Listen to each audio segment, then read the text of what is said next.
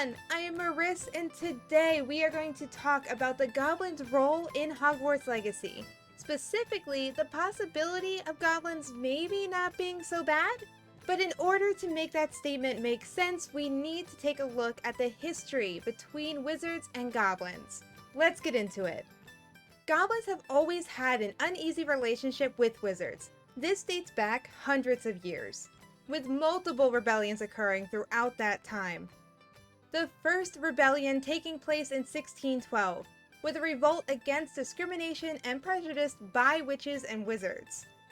It was described as being bloody and vicious, and actually took place in the vicinity of Hogsmeade Village. The wizards actually had their headquarters in one of the inns, most likely the Three Broomsticks or Hogshead. It's not 100% clear what actually initially started this rebellion. Possible reasons would be either the lack of representation on the Wizengamot, attempts to enslave goblins as house elves, stripping the goblins of their wands, or attempts to control Gringotts. The list kinda just goes on. The other rebellion I want to discuss really quick is the Goblin War of 1752. This took place in Great Britain, with Albert Boot being the Minister of Magic at the time. Boot actually does resign due to the mismanaging of the rebellion, and Gore takes over. Unfortunately, Gore only lasted 2 months in office. He resigned when the goblins allied themselves with werewolves. I did talk about the possibility of werewolves being in Hogwarts Legacy in another video. If you haven't seen that yet, I can go ahead and link that down below for you.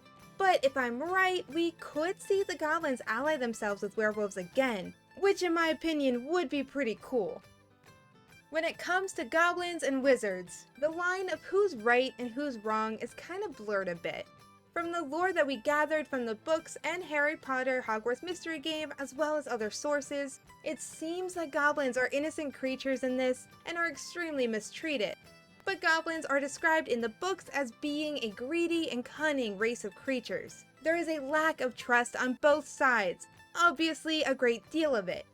That lack of trust then produces the fear and aggression.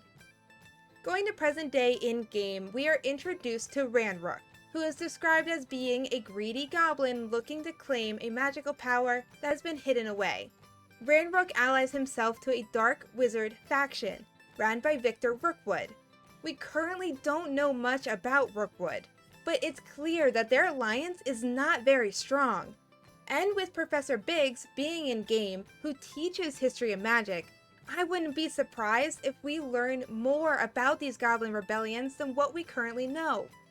But that still leaves the discussion of who really is the bad guy here. With the suspicion that our character might be able to choose a side, light magic versus dark magic, would the possibility of goblins being the good guys, or at the very least the not so bad guys, play a role in that decision? Let me know what you think down below. And if you like this video, please give it a thumbs up, and if you want to see more content like this, please hit that subscribe button. Thank you all so much for watching.